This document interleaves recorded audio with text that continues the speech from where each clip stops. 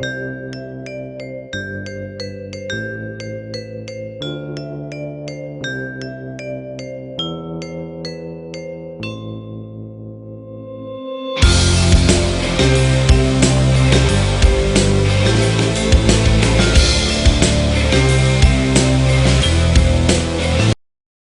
on to the panel discussion, which is on implementation of innovative technologies for NexGen banking.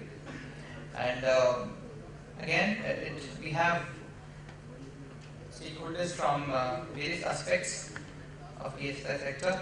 And in the moderator, we have Mr. Gaurav Zutshi, Chief Digital Officer of Aditya Birla Financial Services. May I invite Mr. Gaurav Zutshi on stage, please, for the speaker from Parallel Bank. And I hand over the session to Mr. Zutshi. Thank you very much. I know we're running a bit behind schedule, and we had one omission. Mr. Kamak had to leave us, but he left us with some of his thoughts, which we'll kind of embed in our conversation. So I think the format would be that we are now only 4 of us. We'll spend 3 or 5 minutes for making opening remarks on this topic based on their organizations. So, like I said, we have a good mix of people. We have India's largest cooperative bank, Milan from Saraswat Bank. We have Bala from Barclay, a global bank, but he's from the corporate banking, transaction banking side, different perspective of banking. Subbu, Barclays and Bala from FSS, pardon me. And we saw that FSS launched their innovative ACS this morning and how they'll revolutionize online e-commerce and digital payments in India.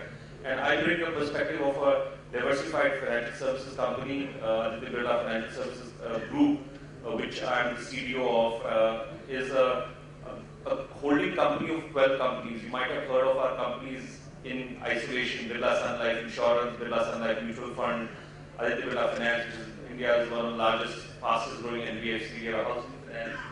So we have a very interesting set of offerings. We offer all solutions for your money needs. We offer you savings solutions through our mutual fund and PMS and wealth management. We offer you protection solutions from our insurance and upcoming health insurance and our general insurance business, which is a broking business. And we also offer you financing or lending solutions across personal loans, home loans, or corporate finance. So the only thing which we had missing was a bank account. So obviously RBI wasn't going to give bank licenses to conglomerates, but we managed to get a payment bank license, which is also now in the new structure, which was announced a week ago, is part of AB Financial Services Group. So now we have a transacting account as well by the virtue of Aditya Birla Payment Bank. So I believe that we are poised in a very unique position to service Indians at all the spectrums. While our traditional businesses are at mass affluent and affluent people, whether it's wealth management or asset management, but through the payment bank business, where we have access to Idea's 175 million customers, we have opportunity to distribute our financial services products to Indians at large without making any bias and use digital as a big enabler. So I believe digital is a big lever in growing an organization at scale. So if you want to acquire customers at scale at a very low cost, I think digital is the way. You can't open more brick and mortar branches, employ human beings. You have to use automation. You have to be a software-powered organization. So this morning, the opening remarks, the panel said, John Reed in the 80s had said Citigroup is a software company. And I worked at Citi 2 times over. They always said Citigroup is a software company with a banking license. DBS Bank in Singapore says similar because they've automated a lot of stuff. So similarly, we are, I would say, not in our infancy, but we are in our early teens on digital journey. Some of our businesses are more mature on digital, and that's why you'll see some of their offerings out on the digital fronts. But I think the digital office, have a unique opportunity to create Aditya Birla Financial Services experience for a customer. So today we have 8.8 million customers in our group, but they have only 1 or 1.2 products per customer.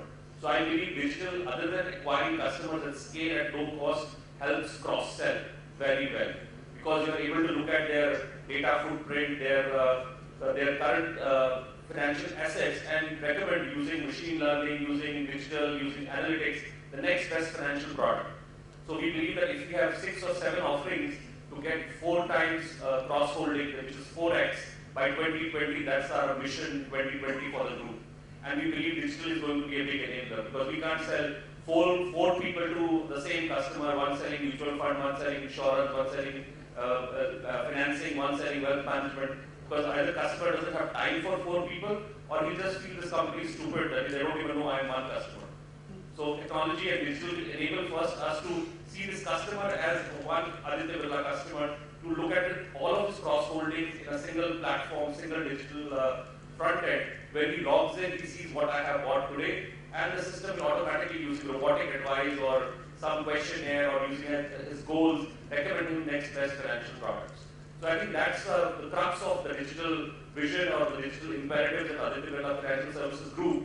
And a couple of things which we are focusing a lot on digital for NexGen banking is we've launched Aditya Birla Health Insurance, which is going to start operations in October. It's already, I think, 20th or 25th health insurance company. So obviously you'll see, I can't talk too much about the value proposition, but it's highly digital. It breaks the kind of the barrier of being the late entrant in this, because it's going to address a very unique value proposition for people, both for people who are already healthy and people who have some chronic conditions which are generally excluded by other carriers. We have some unique solutions around it.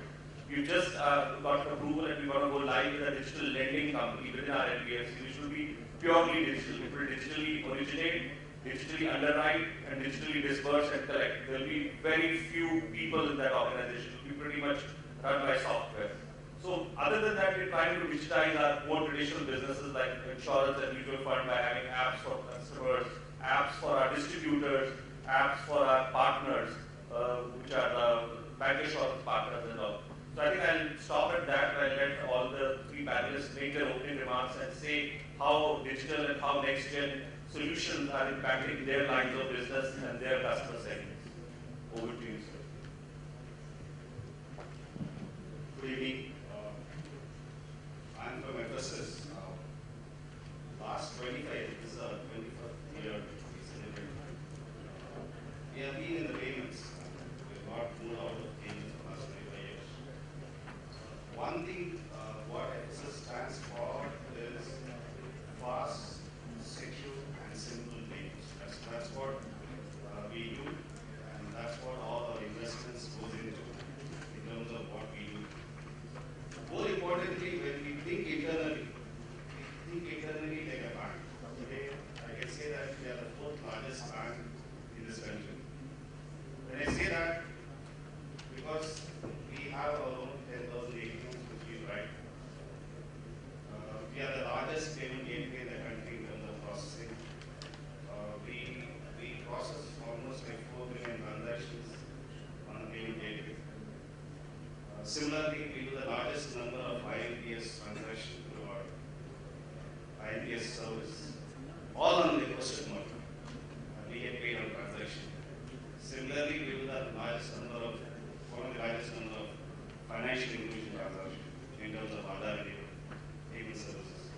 So when we go to the market, we think like a bank and we try to see that what is that we need to look at from the future.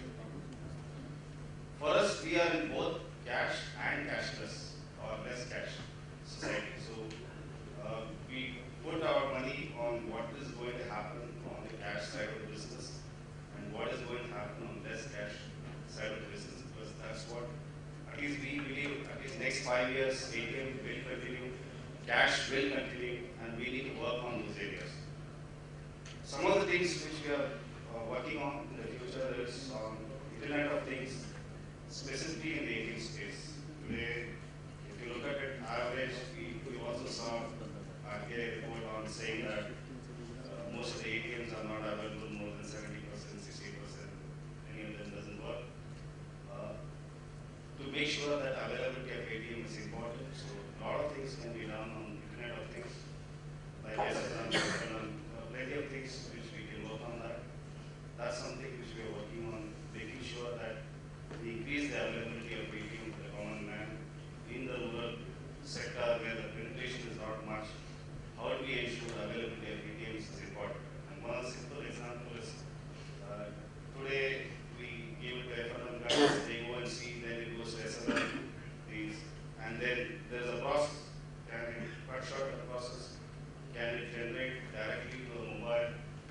service engineer to go directly into so that we can cut short the time. That's one area which we are working on. When we talk about the cash part of it. When we are talking about cashless society, a lot of work is happening on that area. And we are working on that in a big way. And from the card perspective, of course, most of them have talked about card not process. That's what we also believe in the future. I don't think we look too much of time to move into that area. And a lot of work is happening. And we are part of that in putting those things across.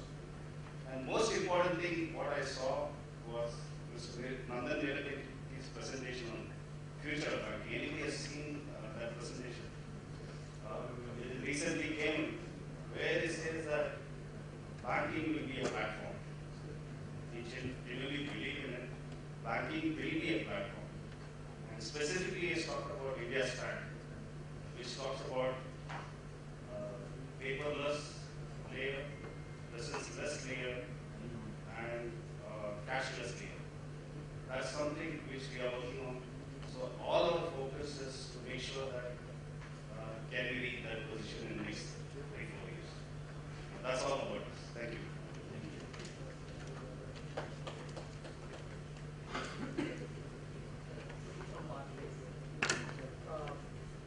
So basically, Barclays is very much going to the innovation space, innovation technology space. Yeah.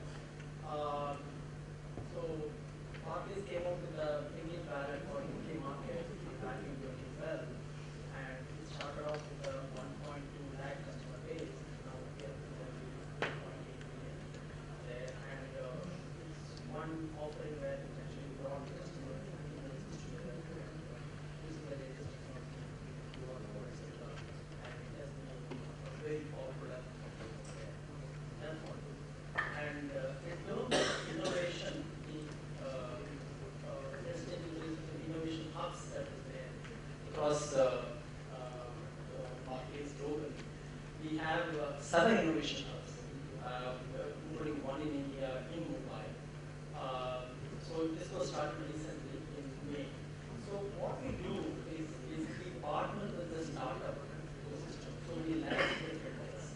Okay, we partner with them, and we provide a platform from an ideation stage to a solution, and keep the solution fits into its our requirement, then we take it to the next stage. Right? So even in Mumbai, for example, we started in May, right? And there are about 11 startups already working in that space. And again, we organize multiple events so that we kind of attract the startups, right? And we also attract sponsors. So that helps in the ecosystem to kind of evolve and grow in that direction. And there have been good examples globally where we have been able to use the solutions, some of it is multiple out of the box, and to kind of align with that, we have been running hackathons, again a huge success, including we did a hackathon, 2 hackathons in Mumbai. So we have been able to use the solutions in specific geographies as well as some of it in our global solutions as well. And some of it could be workaround solutions till our strategic replacements come into place. So there are a variety of it. But the point is the liaising with the fintech, right, and being able to leverage it. So we are there.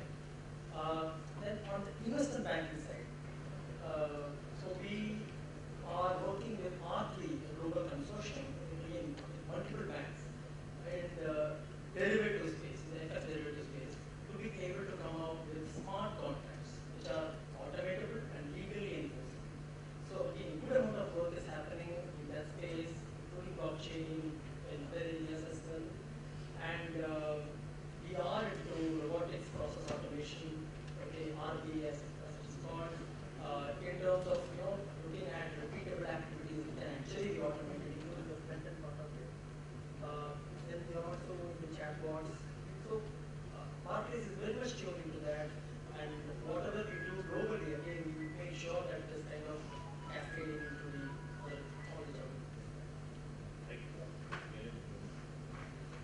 Good evening, everyone. I am Moderator, Head of IT at Saraswat Cooperative Bank. During the last 1 year, we have taken a lot of initiatives to bring in more and more digitization into the bank.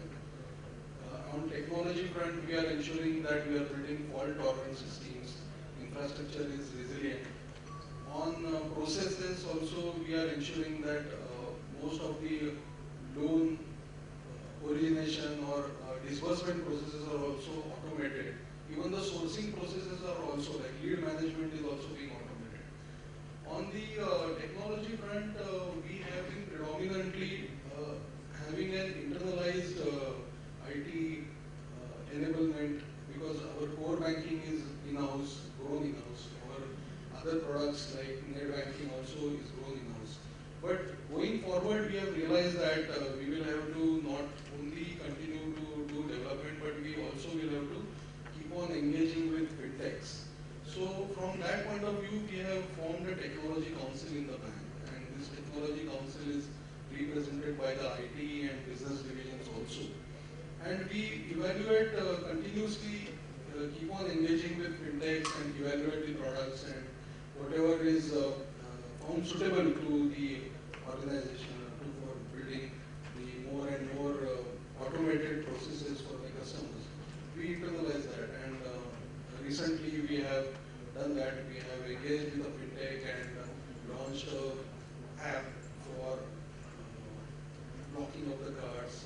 If there is an issue with there is a compromise on the card, so that can be blocked, giving a missed call, and also making loan inquiries and deposit inquiries through missed call services. So these are all aggregated into the app, and it is launched, and we have seen a good traction.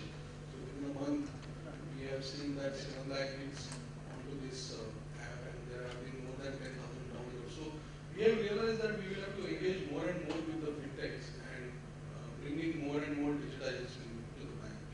From the customer service point of view, because for the customer, the lines are blurred, whether we are a cooperative bank or a public sector or a private bank, the customer expects the same kind of service, same kind of products and technology. So from that point of view, we are also being into that spirit. Thank you. Now I'll take the avatar of my colleague who's not here, who is from Civil. So he educated me that Civil, even though we think it's a credit bureau, he said that it's one of the largest data sciences company. So they're a big data analytics company, and by the way, they provide a credit score. So that was a great way of looking at it, just like Citibank is a IT company with a banking license.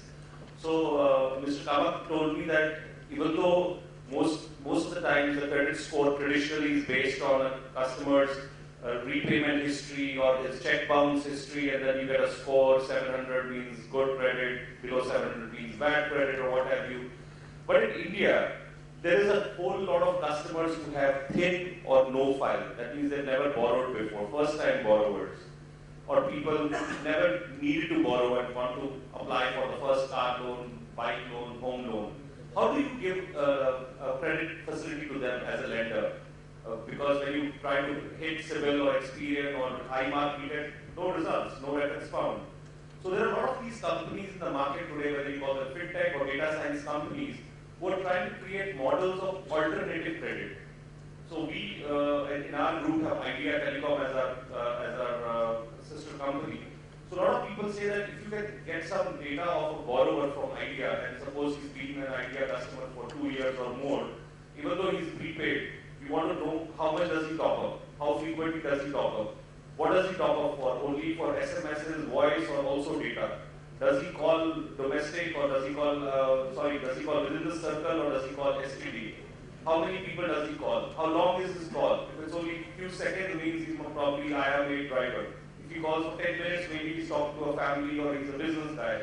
So they have created these personas of people, and based on their mobile phone behavior, they can tell you whether it is good credit or bad credit. Sometimes it cannot be used in isolation for a credit decision, but it can definitely be used to enrich whatever you have.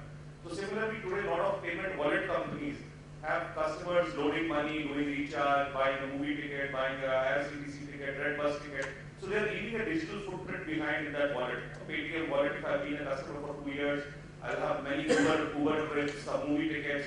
So they're able to create a profile of me. Even if you don't find anything on civil, say that, okay, this guy has a wherewithal to top up his Paytm wallet 10,000 rupees a month.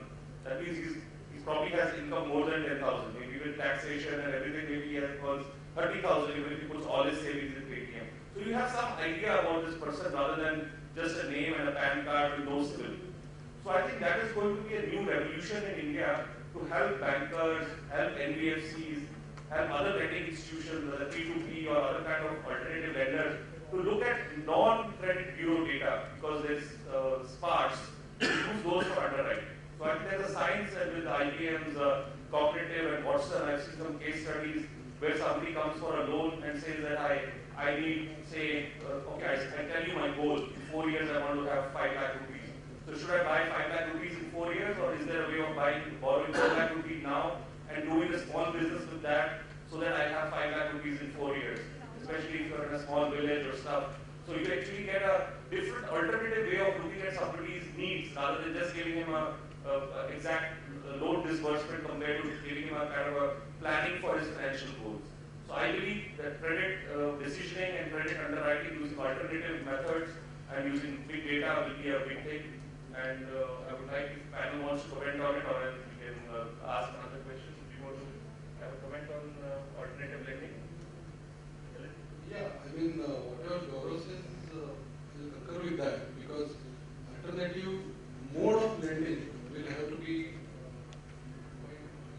formed. The traditional lending will continue for some time, at least for some years. But the alternative lending being will bring the agility into the lending processes. So the banks at this stage will definitely have to look at these alternative lending models. So one more innovation we see which is more used in non-banks today is about hyper-personalization. You know, you can be a Starbucks customer, and if you are a member, they know you like your cappuccino piping hot with soya milk, with no sugar or low sugar, and grande size. So you can walk into a Starbucks, and if you have the Starbucks app, it will ping the shop and say Gaurav has walked in, and Gaurav can just press my usual, and he'll get his usual without even interacting and explaining his order. So I'm saying if banks in this room and on the panel create some kind of a mobile app which has a beacon technology, I walk into a branch or I walk into a service center which is not a branch, a PC location of or Rashid is laughing at me, and you go in and you're recognized as someone, and suddenly the customer's dashboard pops in front of the sales assistant, and you can get personalized service rather than saying who are you. So does the panel see those use cases? I know online you can do it a lot. You can do it based on the cookie, based on the login credentials, and give customer a personalized experience. But can you see personalization happening in face-to-face service as an evolution of these technologies like wearables and IoT? Yes, I mean, in the virtual presence, it is already happening. But in physical one-to-one also, banks have started experimenting with this, with beacon technology, with RFID. Some of the banks have use cases on this. When the customer walks in, he is immediately recognized. Particularly, some banks have started doing that for their HNI customers. So this already is happening, and the customer experience is being gathered through this, and more personalized services are being offered. His preferences are being stored because, of course, AI is available, analytics is available. Through that, customer engagements, their social presence is tracked, their physical presence also is tracked. And through that, more and more banks, as the technology will become widespread, more and more banks will start adopting it. Today, as Gaurav just said, IoT also will become, as per me, it will become a BOT, banking of things. To give an example, in Brazil, Bradesco is already doing this. They have inbuilt the IoT into their system, and their customers, while driving, can do the fund transfers, can do balance inquiries. So this is already happening. As more and more bandwidth is being made available into our country, I feel that IoT also will be used in the bank in a big way.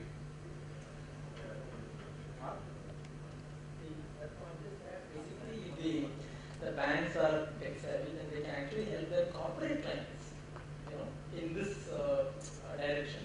Okay, so that it becomes a revenue enabler for the corporate client. At the same time, retention to the banks in terms of being able to retain the corporates also goes up. Right? That's also another be the lifestyle kind of a corporate or whichever it is.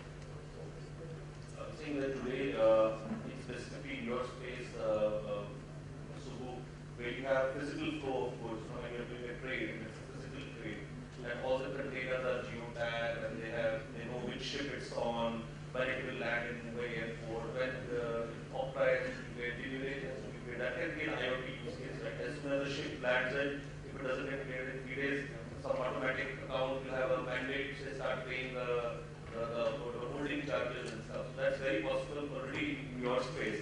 So think Tesla as a car, it's an electronic car. So people are asking a question, is Tesla a car with a computer on board or is it a computer with wheels? Because there's so much of software on that car that it's the line is so blurred between being an automobile and being a software with wheels. So a lot of people are driving now these transactional use cases. That if you're driving your Tesla and your key fob is in, that means and your biometric is on the dashboard, you know who you say you are, and you don't need to have faith. And like what Milind said, that you actually talk into your microphone and say, pay Rajiv 10,000 rupees. And say, did you say Rajiv Arora? Pay no pay tag? I said yes.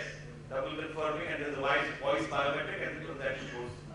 So there are a lot of use cases which will happen through IoT, like what Milind also said. A lot of people have seen the examples of the tide button on the washing machine. That means if you press the tide button, Amazon will deliver detergent next day to you. Somebody talked about the egg trays in the refrigerator having an IoT device. That means if the eggs go below the reorder point of 4 eggs on the tray, it will automatically call the grocery a big basket and eggs will get delivered. So all of that needs a payment mechanism on the back end. So whether it's a wallet, whether it's a payment bank account, whether it's a small bank account, whether it's a mandate on your QPI, whatever is the end funding source. But whatever you want to transact, the money has to move from some funding source. So I think IoT, wearables, beacons will definitely give us amazing use cases, and it will truly become what Bala just mentioned about being paperless, presenceless, and cashless. So obviously it's cashless because it's digital wallet. There's no paper, you're not signing a check, and it's presenceless. It's everywhere, but you can't see it. So I think that's a good set of conversation we've had. I think I see some light spark in people's minds, some innovation, new ideas. A couple of questions if you have, otherwise we'll save some time and give the next panel a Thank you. Only on the lighter side, I'll make a comment to what Gaurav said of his screens directly ordering. I will not allow that because my wife will want my account to be connected to fridge.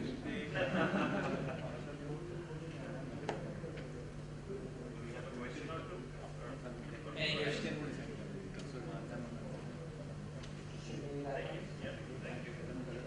Thank you so much, sir. And it was a very good discussion on innovative technologies for next generation banking. And I now request Mr. Sajjan Paul, Director of Juniper Networks India and South. Is he here? Can you please present mementos to our speakers?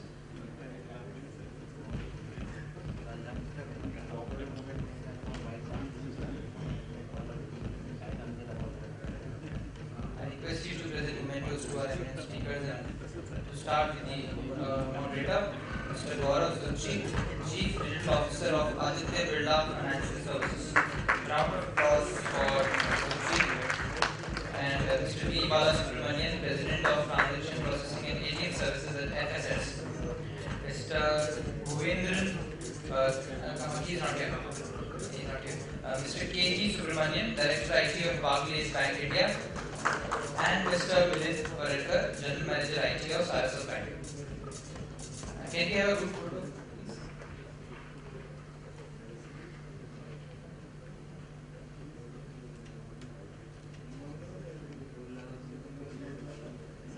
Thank you so much, sir. Thank you so much.